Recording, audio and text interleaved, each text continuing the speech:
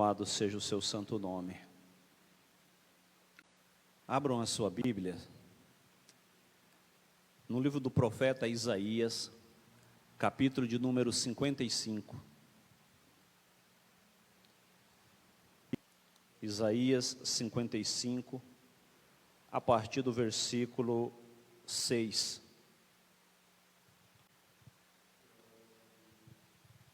Nos diz assim: buscai ao Senhor enquanto se pode achar, invocai-o enquanto está perto. Deixe o perverso o seu caminho, o iníquo os seus pensamentos. Converta-se ao Senhor, que se compadecerá dele, e volte-se para o nosso Deus, porque Ele é rico em perdoar.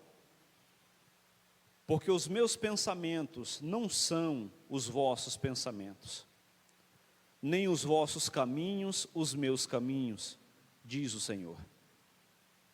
Porque assim como os céus são mais altos do que a terra, assim são os meus caminhos mais altos do que os vossos caminhos, e os meus pensamentos mais altos do que os vossos pensamentos.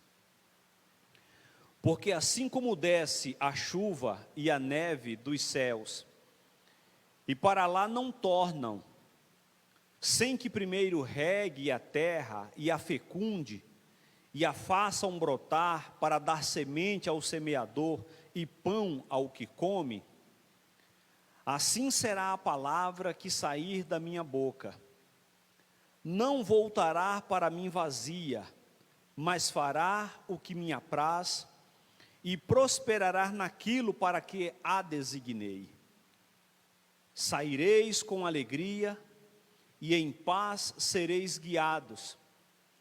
Os montes e os outeiros romperão em cânticos diante de vós, e todas as árvores do campo baterão palmas. Em lugar dos espinheiros crescerá o ciprestes, e em lugar da sarça crescerá a murta. E será isto glória para o Senhor e memorial eterno, que jamais será extinto. Amém. Eu quero falar nesta manhã, meus queridos, sobre a verdadeira conversão. O profeta Isaías, ele prega em um momento de muita sequidão espiritual. O período do profeta Isaías foi um período de afastamento por parte do povo, um afastamento de Deus. Isso é muito claro ao nós observarmos as primeiras palavras do profeta, por exemplo, no capítulo de número 6, quando ele tem a visão, uma visão gloriosa de Deus, e mediante a visão, Isaías ele fica muito perturbado, e ele diz: ai de mim, que vou perecendo, porque eu habito no meio de um povo de impuros, porque eu sou um homem de lábios impuros, e habito no meio de um povo de impuros lábios, e os meus olhos viram o Senhor. O momento do profeta era um momento de muita apostasia. E quando nós chegamos aqui no capítulo 5, Isaías ele fala sobre o período que o povo passaria no cativeiro. E quando nós chegamos aqui, na leitura que nós fizemos, Isaías ele fala sobre o retorno do povo para estar novamente diante de Deus. Um momento em que esse povo seria novamente, desfrutariam dessa atuação, dessa presença de Deus sobre as suas vidas. Então, Isaías ele convida o povo para um momento diferente, um momento de quebrantamento, de arrependimento, de conversão dos seus pecados.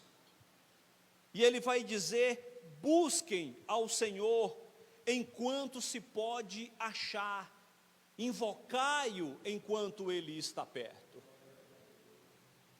Há muitas pessoas se convertendo de forma genuína nos nossos dias, mas também existem muitas conversões maquiadas, pessoas que vêm a Cristo sem de fato nunca ter passado pelo processo do novo nascimento. As igrejas estão repletas de pessoas que nunca se arrependeram dos seus pecados, que nunca se converteram dos seus maus caminhos, que nunca buscaram ao Senhor como deve ser. As razões e as motivações que trazem essas pessoas a Cristo, elas são variadas.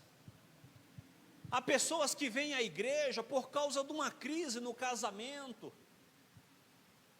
Existem aqueles que vêm à igreja porque estão enfermos, estão doentes, querem ser curados. Há aqueles que têm um pavor da vida futura, um receio de uma condenação, como até nós tratamos aqui no início, né? Com medo de ir para o inferno, não pela alegria de ir para o céu, mas com medo de ir para o inferno. Algumas pessoas vêm à igreja, outras por conta de uma dificuldade financeira. As conversões que se originam em meio a situações como esta, geralmente são conversões de conveniência. É conveniente para aquela pessoa, naquele momento, vir à igreja. É verdade, quero abrir aqui um parênteses, que é verdade que algumas pessoas vêm para a igreja em meio a situações como essa, e posteriormente elas acabam se convertendo de verdade. É possível. Mas geralmente essas conversões são conversões de conveniência. E as conversões que se originam em meio a situações como esta, geralmente não produz a devida transformação. Então, sem que haja um verdadeiro arrependimento, são produzidas pela igreja, e a exigência feita a esses novos convertidos é uma submissão cega e irrefletida. Então esse tipo de conversão, ela é uma adaptação e não uma transformação verdadeira. Abrindo o parêntese para que é possível que algumas pessoas venham nessas circunstâncias e no processo acabem se arrependendo. Esse tipo de conversão não é capaz de produzir arrependimento. Ele nos muda apenas na aparência e jamais penetrará a essência do nosso ser. Às vezes as pessoas até têm jeito de crente, fala como crente, se veste como crente, dá glória a Deus, usa os trejeitos dos crentes, né? Varão, servo, profeta, usa todo aquele linguajar de crente, quando na verdade em muitos casos nunca passou pelo processo do novo nascimento. Eu, por exemplo, eu não gosto desse linguajar utilizado, sabe?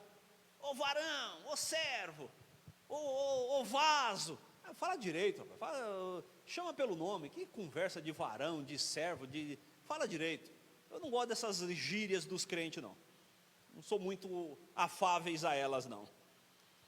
Também não é capaz de produzir mudança no caráter. Pois o mentiroso continua mentindo, o adúltero continua adulterando, o avarento continua enganando para obter um maior lucro financeiro, e daí por diante. A palavra de Deus nos diz, irmãos, que a verdadeira conversão é o resultado de um desejo intenso por Deus e pela experiência da sua presença. O verdadeiro convertido, ele não quer outra coisa, ele quer Deus, meus amados. ele quer Deus. Embora que para a nossa vida física nós necessitamos de outras coisas, as questões terrenas, mas o verdadeiro anseio do convertido é o que geralmente existe no seu coração, é um desejo intenso pela presença de Deus e pela uma experiência dessa sua presença. No texto lido, eu quero descrever aqui 4 marcas definidas dentro desse processo da conversão genuína, dessa conversão verdadeira. A primeira coisa que eu quero chamar a atenção é para projetos e valores que estão inseridos na vida daqueles que passou por esse processo da conversão. Deus quer confortar o desesperado, perdoar o pecador e libertar o prisioneiro. O que resta a ser feito para que seja experimentado todas essas coisas? Devemos buscá-lo e invocá-lo, como diz o profeta. Isaías, ele diz: busquem ao Senhor, enquanto se pode achar. Isso então deixa claro que haverá um momento que não vai adiantar a busca, porque não poderá mais ser encontrado. Invocai-o enquanto ele está perto. A proposta de Deus, ela é muito clara. Ele nos convida ao arrependimento, ao abandono do pecado, conforme ele descreve no versículo de número 7. Deixe o perverso o seu caminho, o iníquo os seus pensamentos, converta-se ao Senhor, que se compadecerá dele, e volte-se para o nosso Deus, porque Ele é rico em perdoar. Há perdão para aqueles que se arrependem, meus amados. Para aqueles que reconhecem as suas transgressões, as condições que se encontram. Há perdão para aqueles que conseguem identificar em si a necessidade do arrependimento. Mas o profeta, ele nos convida para o abandono de um caminho pecaminoso. Deixe o perverso, ele diz, o seu caminho, e o iníquo os seus pensamentos. Converta-se ao Senhor, porque Ele se compadecerá dele. Quando o pecador se converte ao Senhor, ele se depara com compaixão e perdão multiplicado. É por isso que o apóstolo Paulo, escrevendo aos Romanos, ele diz que aonde abundou o pecado, superabundou a graça de Deus. A graça de Deus, ela é muito mais visível, onde o pecado ele era muito mais presente. No entanto, Paulo ele nos chama a atenção para um detalhe. E ele diz: então permaneceremos no pecado para que a graça de Deus ela seja mais abundante em nós? Paulo diz: de forma nenhuma. Como permaneceremos no pecado nós que fomos libertos dele? Mas aonde existe o pecado, a graça de Deus se manifesta de maneira mais intensa, de forma mais vívida. Isso tem a ver com valores, meus amados, mais elevados, projetos de vida que são fundamentados na vontade de Deus. Se os valores de Deus forem os nossos valores, a iniquidade e a perversão não farão parte das nossas vidas. Como consequência dessa atitude, alcançaremos a compaixão e o perdão de Deus das nossas transgressões. Segunda coisa que eu quero chamar a atenção é que essa conversão, ela é obra sobrenatural da palavra de Deus agindo em nós. A conversão, ela não se dá pelo nosso mérito, meus queridos. Não é porque um dia nós nos atentamos e percebemos que nós precisávamos de Deus. Não, isso é antes de haver essa percepção, existe uma ação da palavra de Deus nos nossos corações, para que nós nos voltemos para essa verdade. A verdadeira conversão é obra da sobrenatural palavra de Deus agindo nos nossos corações.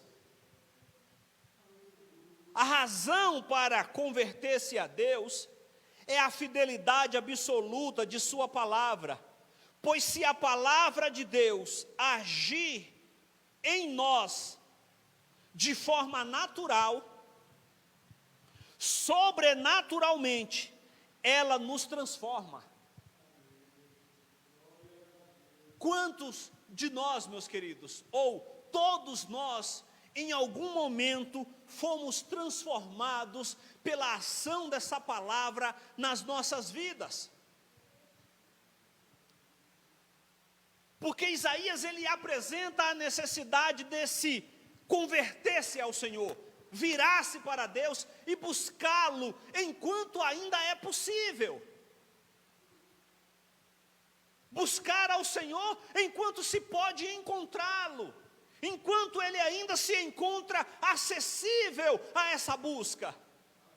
Busquem a ele enquanto vocês podem achá-lo. Invocai-o enquanto ele está perto.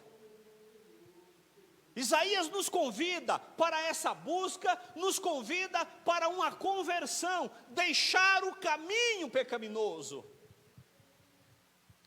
E a razão para tudo isso acontecer é essa ação natural da palavra de Deus, que atua em nós de maneira sobrenatural, nos transformando de dentro para fora. Aleluia. E Isaías, ele apresenta de maneira muito clara essa ação da palavra de Deus, assim como, e ele faz um comparativo da ação da palavra de Deus, assim como a ação da chuva que cai. E a partir do versículo de número 11, Isaías 10, ele vai falar sobre isso. Porque assim como desce a chuva e a neve do céu, e para lá não torna, sem que primeiro regue a terra, e a fecunde, e a faça brotar, para dar semente ao semeador, e pão ao que come. Aí ele vem para a palavra. Assim será a palavra que sair da minha boca, não voltará para mim vazia, mas fará o que me apraz, e prosperará naquilo para que a designei. Isaías, ele compara o teor produtivo da palavra de Deus como o valor da chuva que rega a terra para o agricultor. A palavra no coração do pecador, ela tem a mesma eficiência da chuva na terra, que é preparar esse solo de maneira que esse solo torne-se produtivo. Sem chuva, meus queridos, não dá para plantar. Bom, até dá para plantar, mas não colhe, não produzirá nada. Você pode até plantar, mas não terá eficiência nenhuma. Sem palavra de Deus no coração, não há arrependimento, não há transformação, não há conversão. Aleluia. A razão para converter-se a Deus é essa fidelidade de Deus agindo em nós. Isaías, ele diz que a palavra de Deus é precisamente como a chuva. Ele compara a eficácia de ambos. Cada uma concretiza o seu propósito pré-definido. A Bíblia apresenta um processo de frutificação mediante a chuva que cai e rega a semente que foi semeada, fazendo com que ela brote e dê pão para o que semeia. A ação da palavra de Deus, ela ocorre de maneira sobrenatural, de maneira tal que não conseguiremos explicar. Contudo, a sua ação na vida do pecador produz resultados maravilhosos. Aleluia. O que Deus está nos dizendo é que não existe conversão genuína sem que genuinamente a sua palavra penetre a nossa alma. Não há conversão genuína sem esse trabalhar da palavra de Deus nos nossos corações. É ela quem produz essa mudança, é ela que vai arar essa terra árida do nosso coração. É ela que vai regar esse solo, para que esse solo ele possa ser produtivo, eficiente, eficaz. Isaías ele diz que assim como a chuva, ela não volta sem que ela consiga fazer aquilo para o qual ela foi enviada. Assim é a palavra de Deus, que não volta para Deus vazia. Aleluia. E nós que aqui estamos, assim como os milhares de outras pessoas, e milhares daquelas que ainda passarão por esse processo, são resultados desse semear da palavra de Deus no solo dos corações das pessoas. Terceira coisa, meus irmãos, a genuína conversão, ela traz harmonização da nossa vida com as coisas existentes ao nosso redor. Assim como o pecado, ele produziu catástrofe, não apenas na vida humana, mas na natureza, a conversão também, ela produz o efeito ao contrário. Se o pecado, ele produz transformações danosas, não só na vida humana, mas naquilo que está ao seu entorno, a conversão, ela também produz coisas boas, não só na vida do pecador, mas também naquilo que está ao seu entorno. Então a conversão, ela traz harmonização da nossa vida com as coisas existentes ao nosso redor. O livro do Gênesis nos diz que por causa do pecado do homem, até a natureza ela foi afetada. A terra passou a produzir espinhos. Mas mediante a verdadeira conversão, o homem entra em harmonia novamente com a natureza. Deus usa aqui uma figura de linguagem para explicar esse acontecimento, dizendo que os montes exclamarão e que as árvores baterão palmas. Veja o que diz o verso 12: saireis com alegria e em paz sereis guiado, os montes e os outeiros romperão em cânticos diante de vós, todas as árvores do campo baterão palmas. Essa é a mensagem de começo e fim, e se destina a expressar a alegria de toda a criação, na possibilidade de os pecadores se tornarem santos por intermédio da palavra de Deus. Deus, ele usa uma figura de linguagem para dizer que até a natureza se alegra com o arrependimento do nosso pecado. Só existe um momento descrito pela palavra de Deus, meus amados. Veja que nós passamos, com o passar do dia, né? Desculpe a redundância, com o passar do dia nós passamos a valorizar aquilo que tem menos valor do ponto de vista de Deus. Por quê? Porque quando nós falamos em milagres, em ação sobrenatural, aquilo que geralmente se dá o maior valor é para algo relacionado à cura, ou pelo menos a algo visível, né? Algo palpável. Então, se nós formos falar de um milagre de Deus, nós vamos, pelo menos via de regra, achar que o maior milagre é a cura de um câncer, ou ainda mais a ressurreição de um morto, ou algo do gênero, né?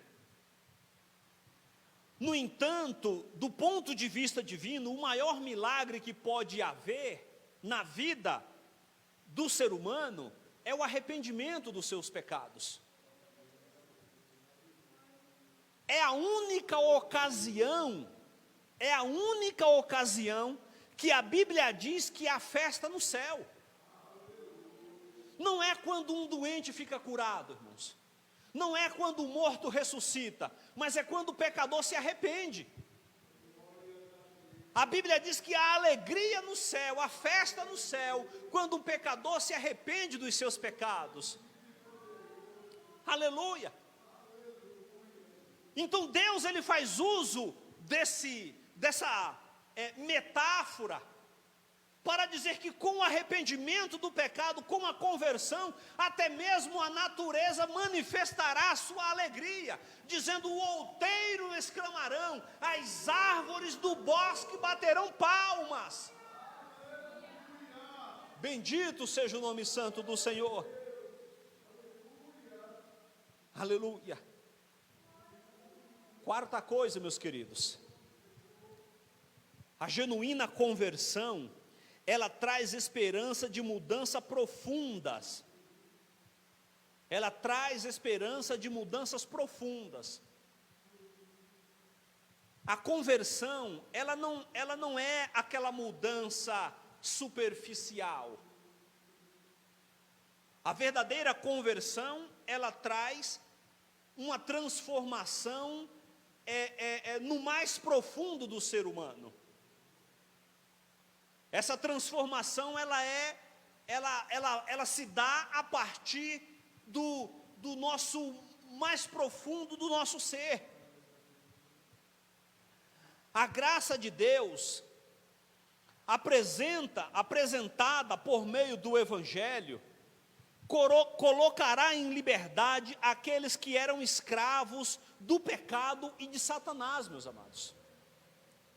Veja que o versículo de número 13 diz assim: em lugar dos espinheiros crescerá o ciprestes, e em lugar da sarça crescerá a murta, e será isso glória para o Senhor, e memorial eterno que jamais será extinto. Então a transformação, ela é uma transformação abrupta. Não é algo superficial.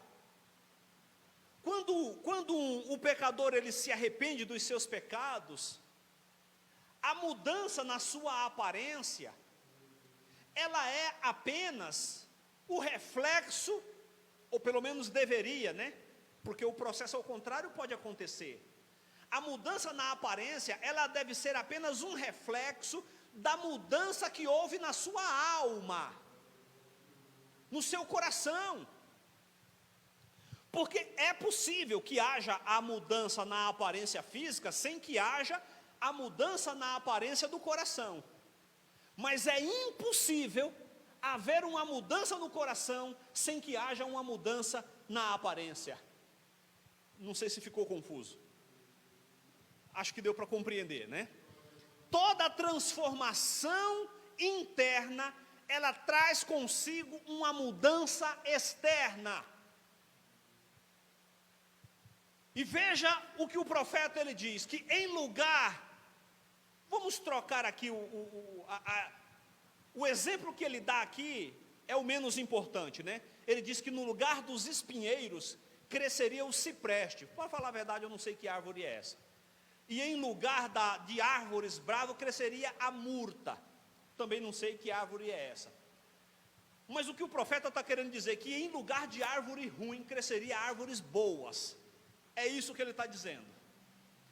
Em lugar de árvores improdutíveis, porque o que você colhe do espinheiro, né? O que você colhe do espinheiro? Mas ele diz que em lugar disso cresceria o cipreste, uma árvore boa. E isso ele está apresentando em comparação à transformação que acontecerá mediante ao arrependimento, mediante a conversão. Cristo os libertará, meus amados, e então eles serão verdadeiramente livres. Em segundo lugar, o Evangelho encherá de alegria aqueles que estavam melancólicos. Outra coisa, a verdadeira conversão realizará uma grande mudança na personalidade dos homens. Aqueles que eram como espinhos e cardos se tornarão graciosos e úteis como a faia e a murta. Espinhos e cardos, eles entram no mundo com o pecado. Quando Deus ele diz que por conta do pecado de Adão, a terra produziria espinhos e abrolhos, isso fica claro que antes do pecado não havia. Antes da queda não havia espinheiros. Os espinhos, eles é fruto da queda. Espinheiros entram no mundo com o pecado. E são frutos da maldição. O crescimento de plantas agradáveis no lugar deles significa a remoção da maldição que veio através do pecado. Então, por último, mas não menos importantes, é que o melhor de tudo isso é que Deus será glorificado. Esses acontecimentos serão um sinal eterno da benevolência de Deus para com os homens. É isso que Isaías ele diz na parte final do versículo de número 13. Quando ele diz que, e será isto glória para o Senhor, e memorial eterno que jamais será extinto. A transformação, a conversão, a mudança de postura, Isaías ele diz, isso será glória para o nosso Senhor. E um memorial eterno que jamais será extinto. O concerto da graça é um concerto perpétuo, e as suas bênçãos atuais, elas são sinais das bênçãos perpétuas. Então aquilo que nós desfrutamos da bênção de Deus hoje, é apenas um reflexo das bênçãos de Deus que nós desfrutaremos na eternidade. Isso aqui é apenas um ensaio, meus amados. É apenas um preâmbulo daquilo que acontecerá na eternidade. E para concluir, toda essa transformação é possível, porque assim como a palavra de Deus nos garante, ela não voltará vazia, antes fará aquilo que Deus designou para ser feito. Por que essa transformação ela é uma verdade da qual nós podemos confiar? Porque a palavra de Deus ela nos garante isso. Que assim como a chuva, ela não cai à toa, ela não cai sem conseguir fazer aquilo para o qual ela foi enviada, assim a palavra de Deus, ela também não volta vazia, sem que faça aquilo para o qual ela foi designada, que é essa transformação, que é essa conversão no mais profundo do nosso ser. Bendito seja o seu santo nome. Deus em Cristo continue abençoando, meus amados, e que possamos nos voltar, buscar ao Senhor enquanto é possível encontrar, invocá-lo enquanto ele se encontra perto. Louvado seja o nome santo do Senhor. Glória a Deus.